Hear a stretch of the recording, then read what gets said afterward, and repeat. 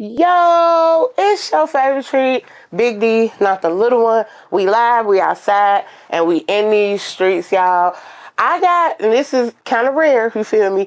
I got a guest today that I'm going to be learning about him just as well as y'all going to be. We're going to be learning together, y'all, okay? So we're going to get it together. So, who we got with us today? Swayze, representing Swayze land, Harvey World. Oh, okay. We finna get them together. Y'all. I know I never check your music out, so this is literally how you talk. I just need a little more volume. A little more volume? Yeah, Okay. just a little bit more volume. Y'all, he rap like this too, to put you to sleep, not in the bad way. I'm a little monotone, monotonous. JG Swayze, representing Swayze land from Harvey World, Illinois.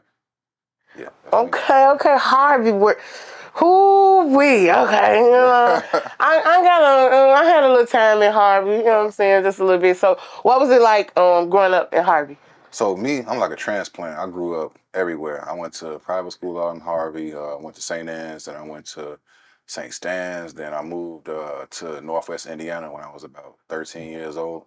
So from 13 to maybe about 17, I was moving around in Northwest Indiana and went to school, high school out there. Went to Lake Central and shit. Then I graduated and went to Purdue. Oh. And that's why I went to, well, first I went to Columbia College. So I was downtown during that whole era, like when Chance the Rapper and all of them were popping off, like that's how I met everybody really in the music industry. Cause I was down there when, FBG was coming together. Like I met a lot of people from FBG from, I don't know if you remember Vine. He used to put him in the coffin. Okay. So he used to shoot videos and shit. And he used to shoot a lot of videos for FBG and them. And that's how I mixed in with a lot of them. I met Tink. I met Chance before Chance went to Jones Prep College across the street from Columbia. So I used to see him freestyling outside all the time. I met Saba before he started rapping for real. I met so many people in the city because during that time, it was just a big melting pot and everybody was just trying to figure out how to get on. So going to Columbia in 2010, 2011 it was a crazy time. I know that was a big move, especially now. I read the bio, I read the EPK. You started writing music, making songs at 7. Yeah. Producing by 14. Yep. So now, from 7 all the way up until now, I know it has been a lot of drastic, changes as far as what comes to music. But from 7 up until that point, when you went to college, I know that was like a major, you know what I'm saying? That was something major as far as what you were doing for music. Right. What inspired you the most, with keeping the music game going?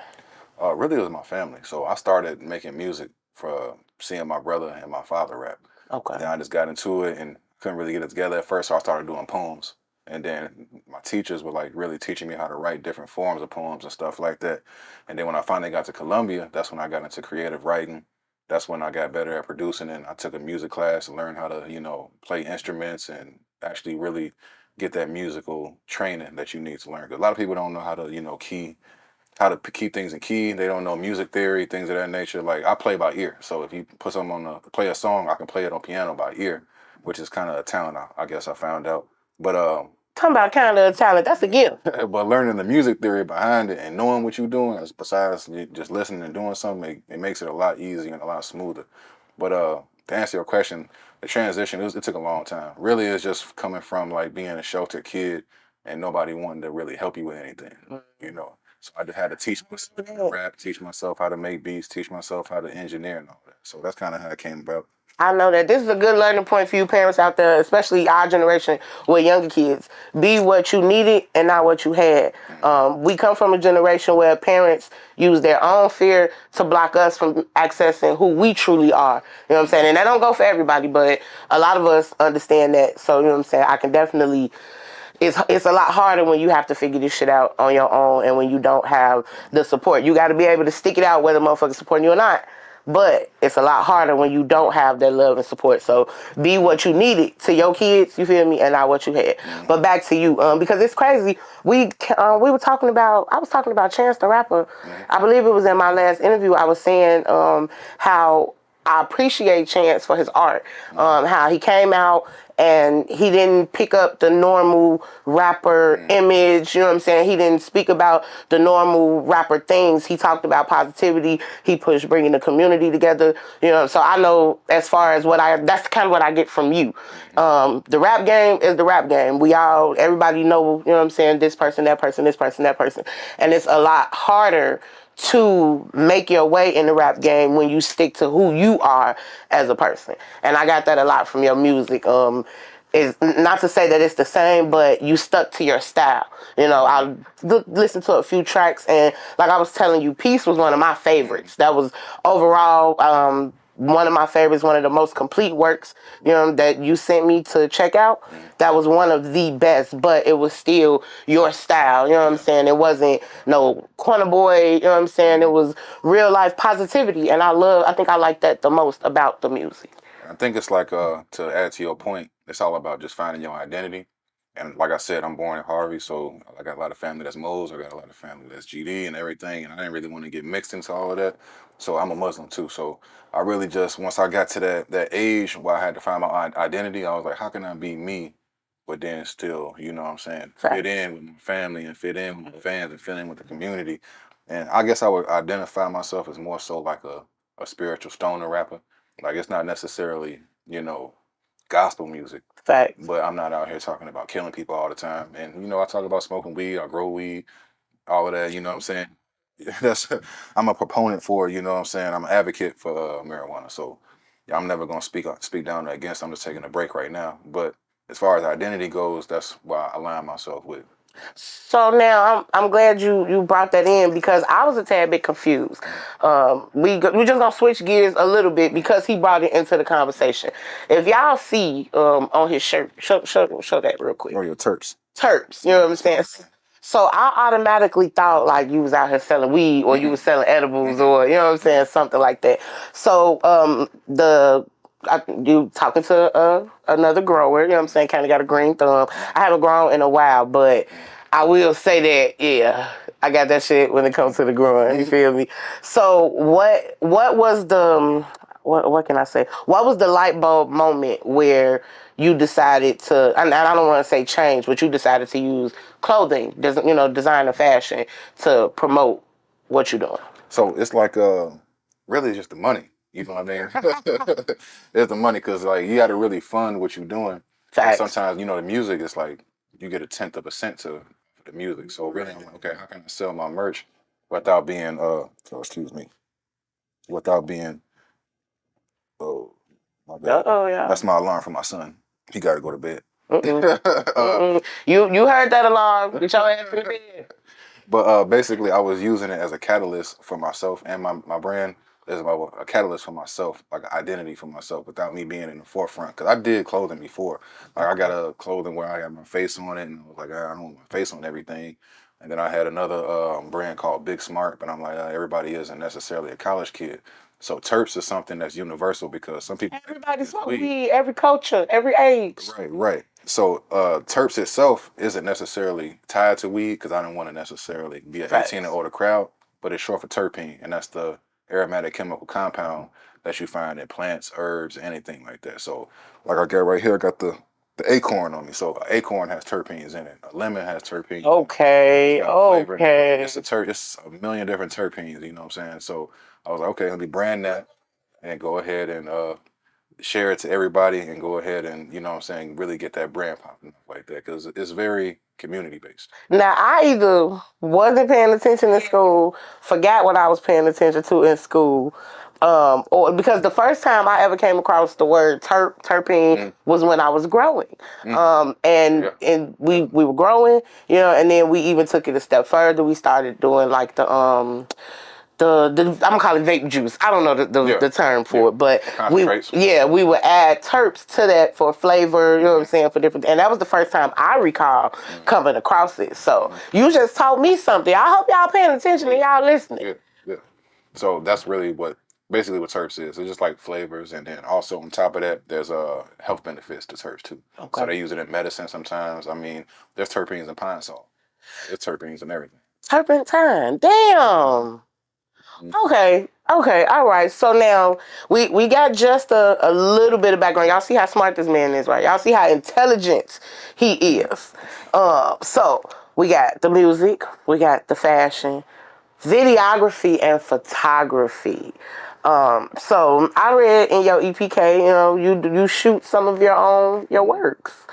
Now, how difficult is that, being the artist, being the videographer, being the producer? Like, give me a typical day in you shooting a video for yourself. So the videos, I kind of fell back on just a little bit because, like you said, it was a little bit cumbersome trying to shoot yourself. And then also, if I was in the moment, I had somebody else shoot me and shoot my angles and stuff like that. But I just really love the creative aspect of it. Okay. And then also, like, it's just been a common, it's just been kind of a common theme in my life where if somebody didn't want to do it for me, I do it myself. Come on. The reason I started making beats is because nobody wanted to give me beats. And they was whack as hell at first, but then they started getting better. I started engineering because nobody wanted to mix my songs. I was terrible as hell at first, but then I started getting better.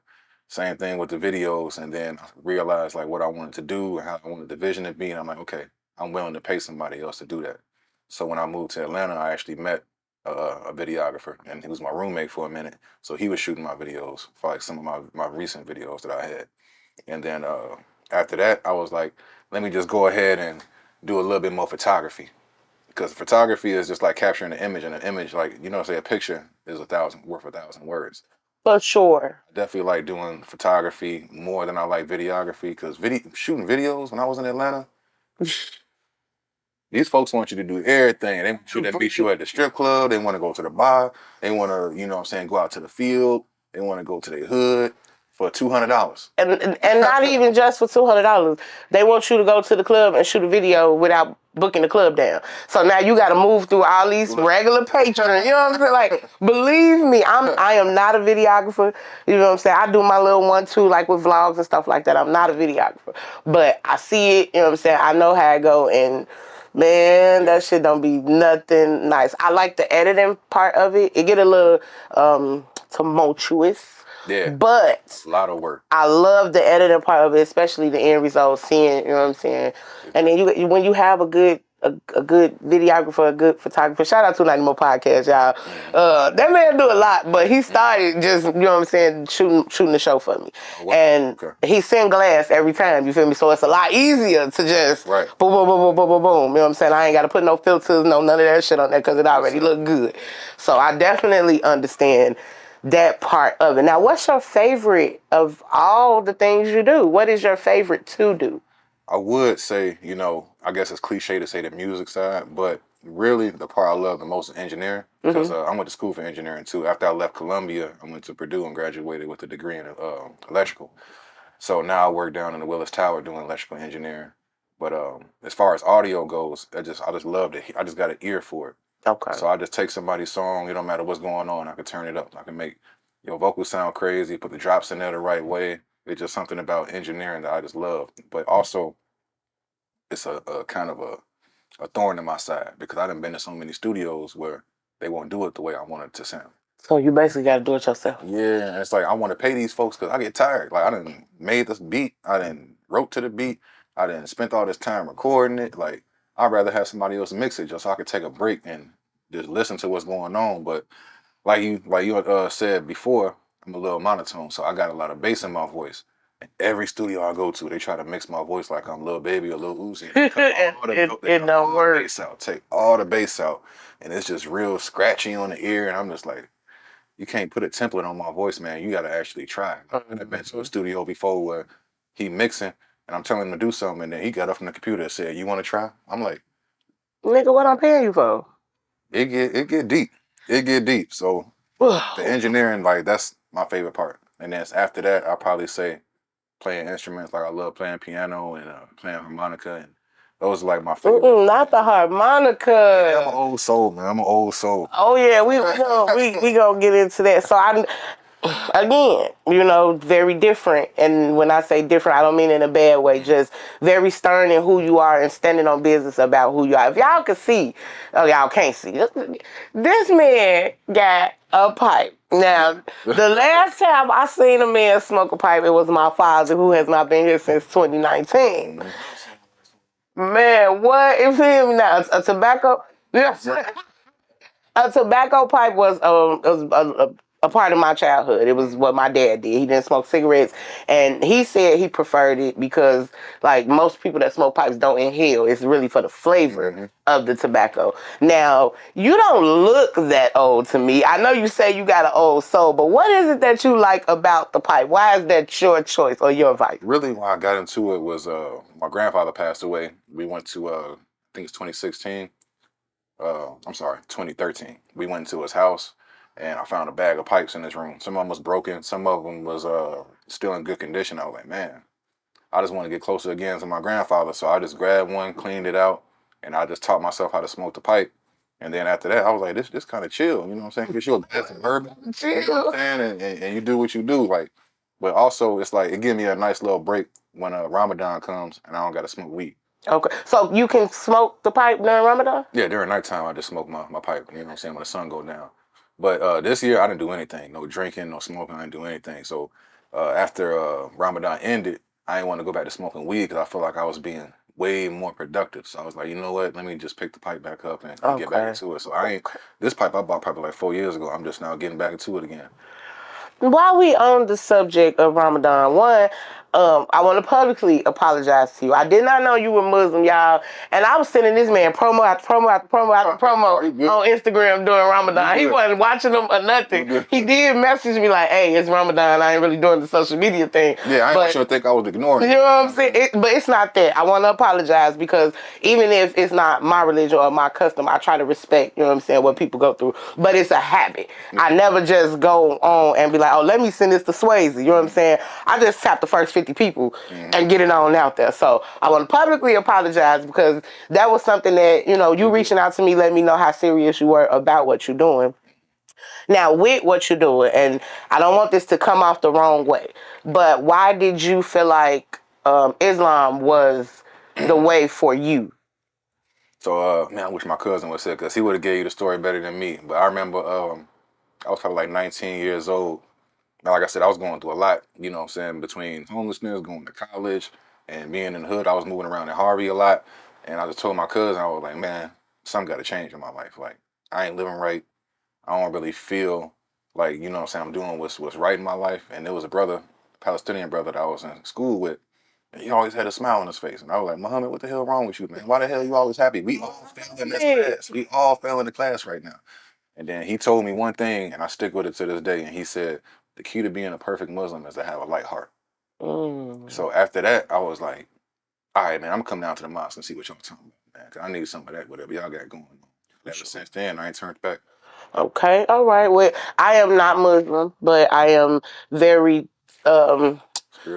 religiously tolerant. I'm a firm believer that no matter what religion you may choose to, religion is a doorway. And it's just the entry point to leading you to your own personal relationship with God. I look at it like a mall. It don't matter which door you go in, what store you shop in, all the money goes to the same place at the end of the day. Exactly. So, and not to say like God is a mall, but you know what I mean. Like that's just how I look at it. So I'm not so much religious. I grew up in my church started off Baptist, then we went to being non-denominational.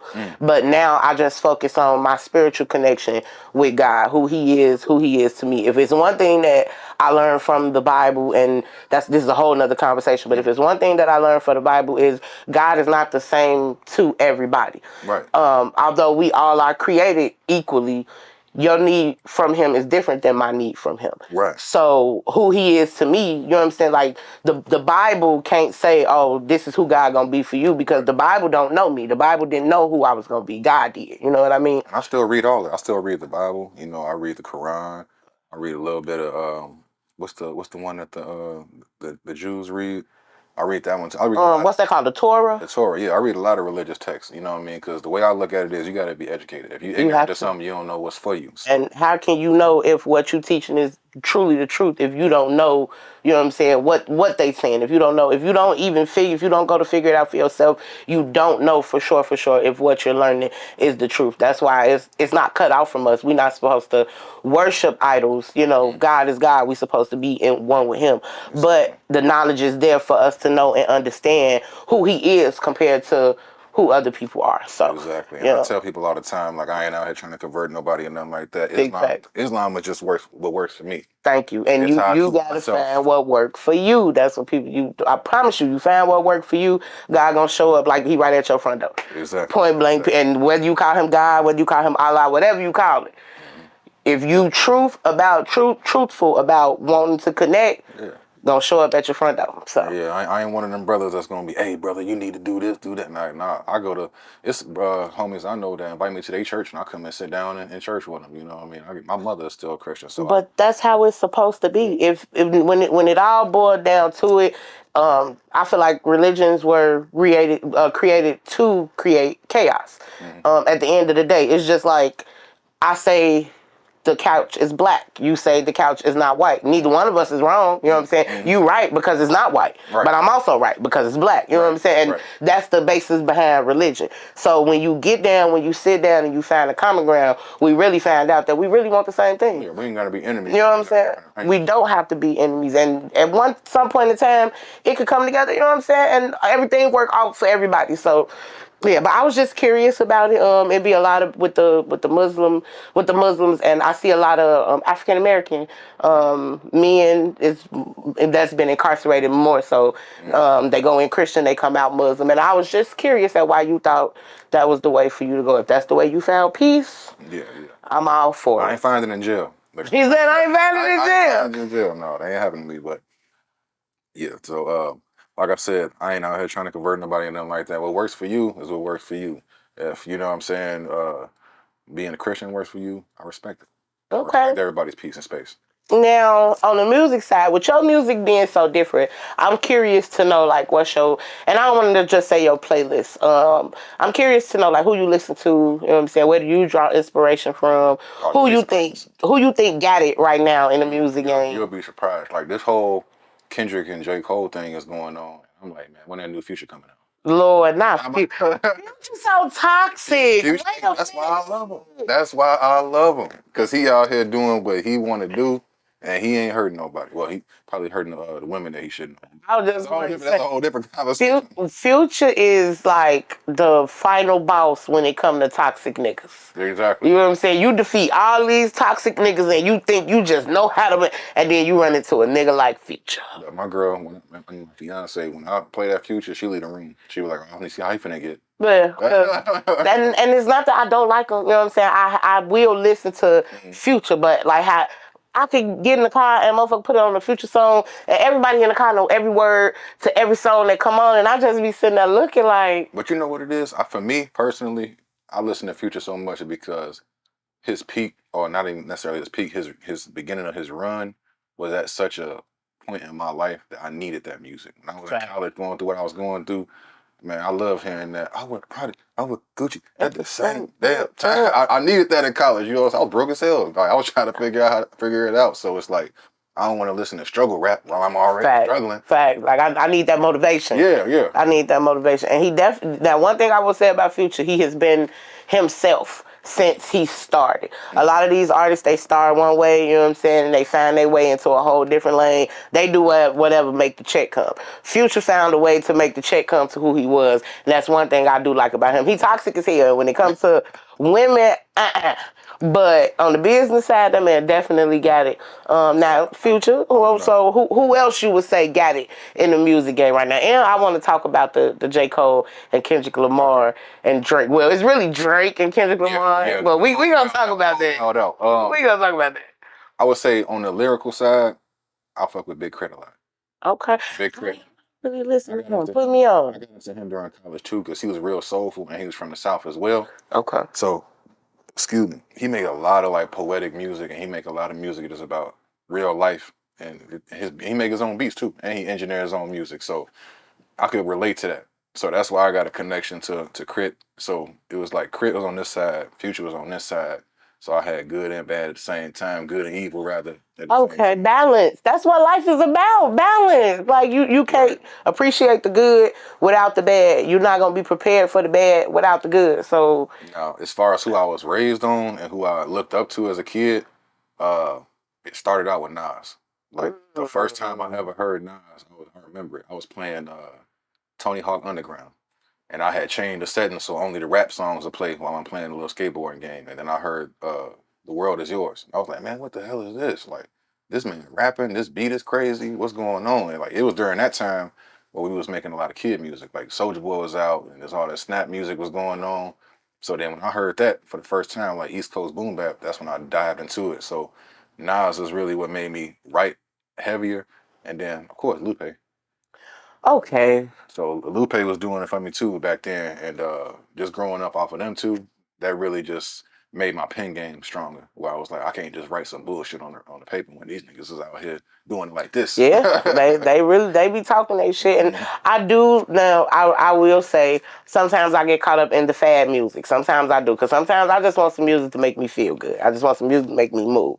Well, But the Chance the Rappers, the Commons, you know, people like that. I love their music as well because it speaks to the other side of me. Like music, if I'm feeling too rowdy, you know what I'm saying? I'm gonna listen to some R&B, or I'm gonna listen to some soul or some soul rap to try to calm me down. If I feel like I've been calm too long, then I'm on the Sexy Red. I'm on the Glorilla, because you know what I'm saying? That's what it's about to me. Just being able to fuck with both sides. Music is not one thing, and all this.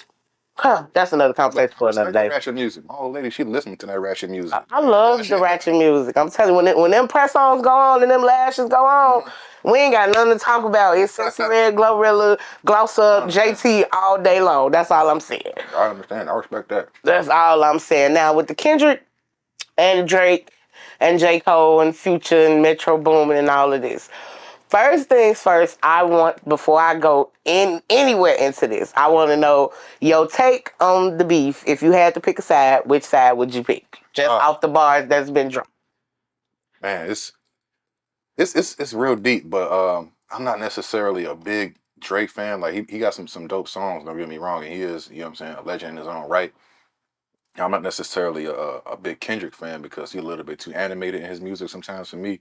But as far as the male Nicki Minaj. Right, but as far as like how they going at it, I'm giving it to Kendrick because he said some shit. Man, and they say he just dropped another song last night. I ain't heard it yet. He said, yes, I ain't heard it yet. He told that man, stop saying nigga. Oh, he was saying some shit in there. He said, I hate the way you walk, I hate the way you talk, I hate the way you dress. Y'all, okay, so I gotta go home. I gotta listen to the Kendrick song on my way to the crib. Now, I did check out the J. Okay, so I don't know how to explain this. Like, I'm not an in the closet J. Cole fan, but you know what I'm saying. I don't just. I feel like blast J. Cole. Every woman loves J. Cole. I love J. Cole. Like I love what he speak about. I look at what a man is a lot differently from a lot of people. And J. Cole got a lot of backlash for putting the diss out. You know what I'm saying? Backlash for the diss? No. Let me finish. He got backlash for putting the diss out, then apologizing and taking the diss down. Oh, yeah. Then we found out he was actually on Future and Metro Boomin album, y'all. Yeah, he tweaked. So, I don't think he was wrong for taking it out or apologizing.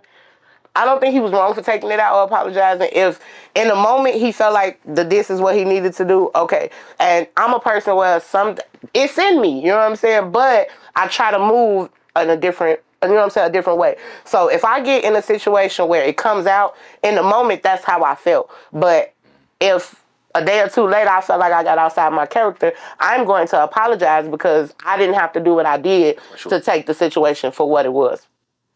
But I feel like he should have kept that out. Yeah, he should have kept it out. I don't think he should have took it back. I don't know if him being on the album came before he put the diss out or not. You know what I'm saying? I don't know if they hit him up like, "Hey, take your diss down and we'll put you on the album." He was like, "All right, cool." I don't know what it was, but you know what I'm saying. I think he probably just didn't want to get in the middle of that because it's about to get hectic. I feel like what Kendrick and what Drake is doing, they just warming up. Man, the real diss is about to come out now. Cause see, get this hood. Drake, I don't know. Don't get me wrong. I am not a Drake fan. I do, you know what I'm saying? He got some tracks when he dropped his albums. He be having a couple tracks on the albums that I fuck with. And his albums are plays, you know what I'm saying? Like, you don't got to skip nothing when it comes to Drake. But I'm just not a Drake fan. You know what I'm saying? Him dangerous in the beef is Drake never lose sight of the fact that this is music. So his disses be bops. Facts. You be in that motherfucker bag to bag. You know what I'm saying? You know what I'm Like, and he can make not saying like that. Most people can't make money off that. When they put a diss track, they might stream it. You might get it on YouTube, but to get that shit in mainstream play, a lot of times it don't go like that. Yeah, But 50 Cent had hella disses towards hella people, but you ain't hearing none of them in the club. you know what I'm saying? Like, you know what I'm saying? Drake, his disses get put on the radio. Like, Exactly. you know, That's dangerous. That's dangerous. I can't have my old lady shaking ass to a song I got dissed on. You know what I'm saying? Because it's Drake. And she don't give a fuck he was dissing you. It's Drake and the beat fire. You know what I'm saying? Right. So, Dangerous. but yeah, okay. So now, have you ever been involved in a rap beef, a music beef? You had got some longevity in this field. So, As far as rap beef, nah, what I got into is like people really stealing my sound in certain ways and like or fucking with producers that I was fucking with before they became bigger producers and then sliding with my sound. So that happened to me a few times and I don't necessarily get salty about it or try to go with the person about it. I feel like if you really that nigga, you gonna make it happen any other way. Cause I got cousins that be like, man, R. Kelly stole my track, this, that, and the third. I'm like, make another one, nigga. It's 40 years then passed. I You am about, screaming. you talking about R. Kelly that stole That nigga in jail. He ain't even making money off his music no more. You said, what you gonna do? Right, let that go. Let that go. So I learned not to be bitter. Yeah. Being bitter will kill you. So now I'm a real peaceful brother. I always make peace with things. You know what I'm saying? So I never really had a rap beef per se. Anything that I had going on with an individual was outside of music. Oh, okay. I ain't never had no stealth beef. Ain't nobody ever hated me with their chest out. But it's been some little sneaky. Podcast beefs, like how that be going on? Like how Because everything in this industry is just like the music game. Everybody want to be the next big thing, and yeah, it's dangerous out here because you got people like me, you got people like 290 Mo Podcasts. Well, let me not call him 290 Mo Podcasts. 290 Mo. You know what I'm saying? You got people like us who want to work. You know what I'm saying? We want to build, and that's just what it is. And then you got people like, you know what I'm saying, other folks who want to take and shit like that. So that's how that shit go for real, for real. That's so crazy. That's where the beef and shit come in at. People steal sounds and I don't mean sounds, but people steal styles when it comes to the podcast game. Like, this shit is real life like the music game with no beats. You know what I'm saying? The same way a motherfucker could go in the booth and air your ass out, all the motherfucker gotta do is sit down in front of the mic at their tab slot. And then I went on a trip and I woke up to a whole podcast talking shit about me. So, yeah. You were just a podcast. No, me. The podcast members were talking shit about me. So, yeah, this shit get real dangerous. It ain't too much different from, you know what I'm saying, being. It's enough internet out here for all of us. For all of us. You hear me? But yeah, we finna take a real quick break and we'll be right back. Okay. And then when he come back in, we'll get started because everybody got to walk past the camera again. So we have. Am I being loud enough? Am I? Yeah, no, you good. The mic, I'm seeing it. If it go down, I'll do this so you can speak loud. So we got about 10 minutes left. I want to talk about. Let me Oh shit! Hold on, let me go to this EPK. Oh wait, no, not the EPK. What else did I want to talk about?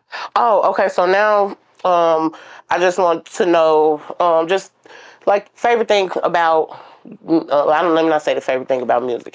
And the time you spent in the industry, you know what I'm saying, your best and worst thing that you like, the best thing to happen to you being in the industry, the worst thing to happen to you being in the music game. Your favorite, most memorable moment, you know what I'm saying, a moment that you thought would have been a good opportunity, but it turned out not to be, you know what I'm saying, just gems that can help these people understand the realness of them. I'm trying to get around the smoke and mirrors.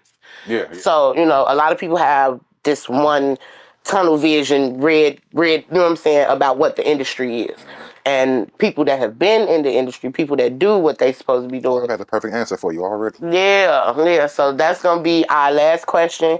And then you can introduce the video that you sent me. I think it's just like a snippet, a promo piece. You can introduce that. We're going to play that at the end. And then before you introduce the video, tell, after the question, after you answer the question, I'm gonna ask you what you got coming up, where these folks can find you, follow you, or where they can follow you, find your music. And then after you give them all that information, just do a drop and jump to the video. And if you are prepared, because I didn't say anything beforehand, if you got like maybe a quick little 8/16 that you could do for me so that I could put it up. I do not have nothing prepared right now. Okay. I was in the conversation mode. Okay, no, you're fine. You're fine. So I'm trying to add a segment to my show called Freestyle of the Week. Okay. So each one of my guests, and it's optional. You don't have to do it. Yeah, but this is gonna be the last time I really fuck with the podcast. I'm gonna definitely come back. Oh yeah, you definitely got to come back. I'll probably come with my artist next time. Okay. Hola, hola. Y'all coming? Y'all come this way? Yeah. Give me a hug. Hey, babe. How you doing? I'm good. Somebody, I'm tired. What breed? I